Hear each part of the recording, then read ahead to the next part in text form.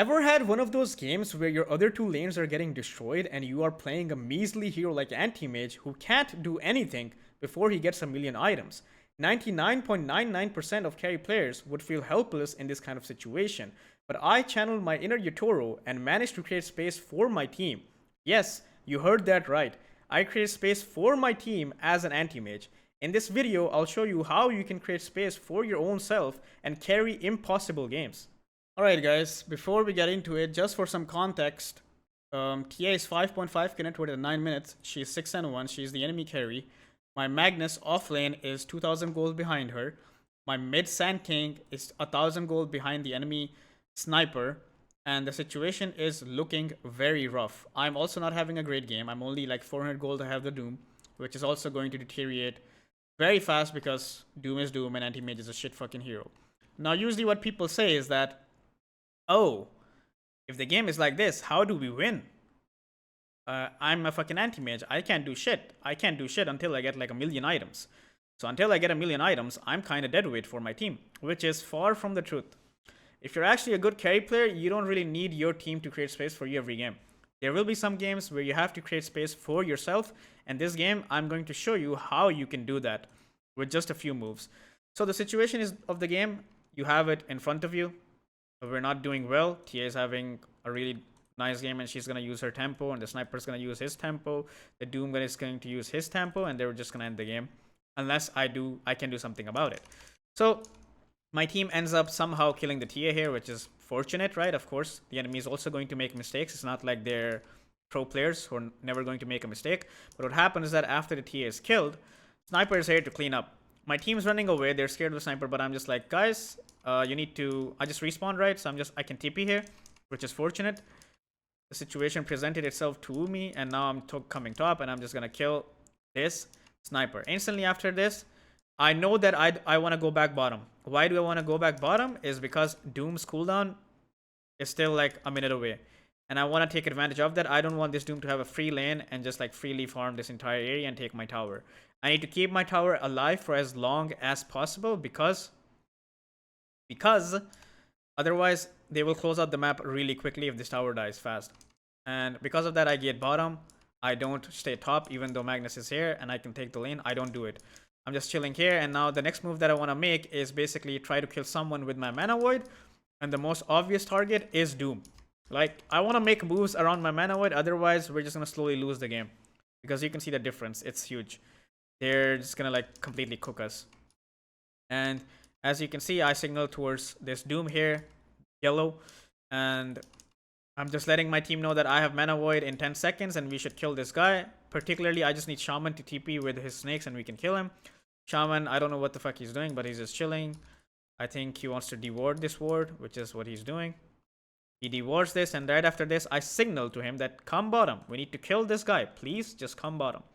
Because now Doom is off cooldown, and I can't play this lane anymore. I can't go top to TA because TA is definitely stronger than me. I cannot go on Sniper, and we cannot kill Sniper because we don't have a blink on Magnus, and we don't have a blink on Sand King. These are two items that we need to jump the sniper. Otherwise, we're just going to keep feeding him and TA. So the only hero that we can actually kill is this Doom. So that's why I signaled to my Shaman that he should come here, and now I have to go back because I can't play in front of this guy when he has Doom. But Shaman TPs eventually, which is nice, and I stay here. I push the wave in. We go on Doom. We kill him, and we get a good kill. Now, one thing that I want you to keep in mind is that since we killed this guy and this guy just showed, which means that he used his TP, which gives us information that for the next 80 seconds, this guy cannot be mid and this guy cannot be top with a TP. He can walk there, but with a TP, he can never do that. So if we make a move in these lanes, we can do something with numbers advantage. So what I do here is that I can see my Magnus farming here. So what I tell him to do is I draw here that you should go towards top. You should push this lane in so that we can get me and Treant. Treant also has overgrowth. I still have mana void. I didn't use it before. So we can kill TA, which is like a huge kill.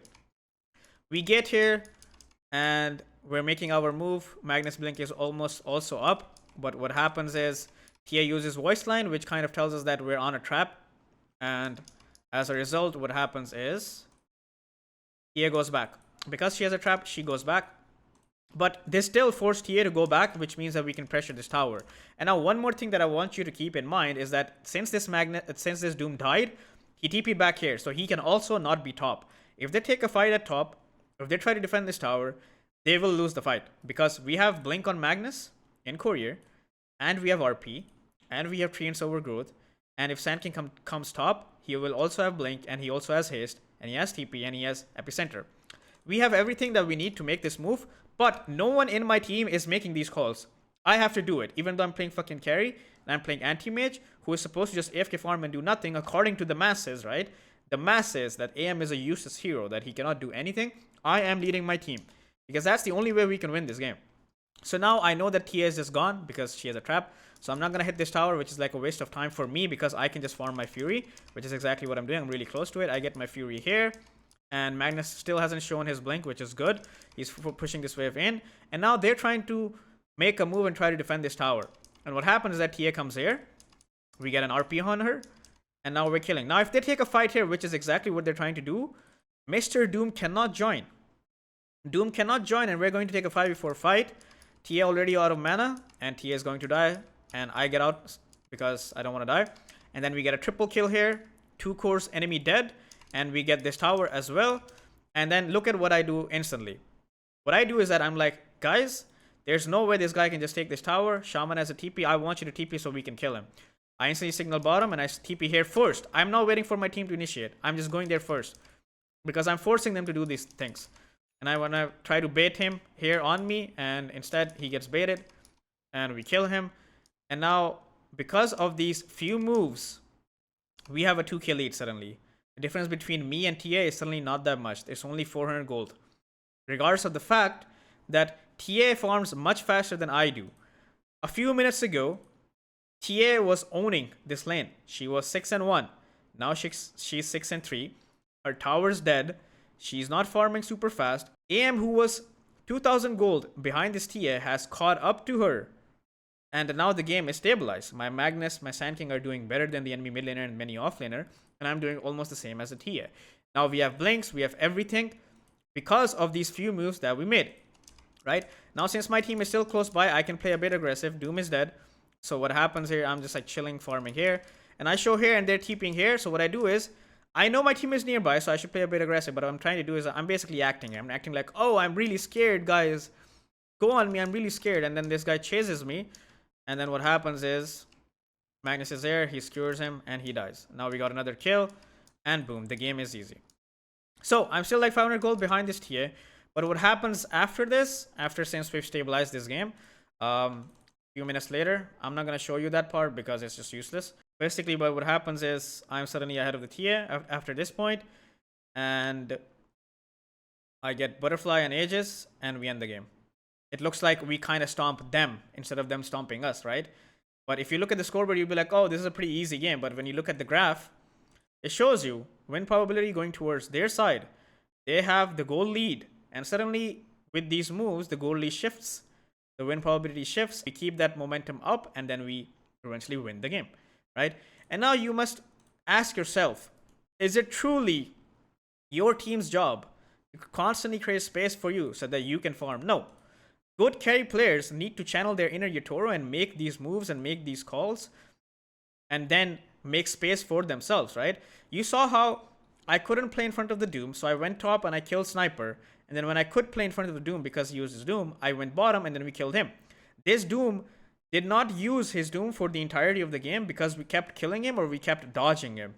Why? Because that's just how it is.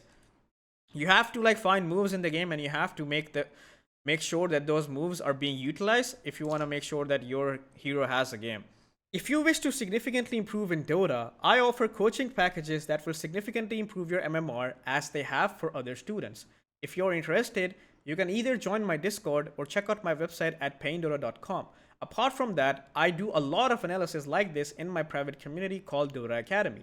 It is a monthly subscription, but for a limited time, we are offering a one-time payment to get lifetime access, so make sure to check that out. It's a really, really good deal. Other than that, do follow me on Twitch, where I'm streaming almost every day. Thank you for watching, and I hope you enjoyed the video.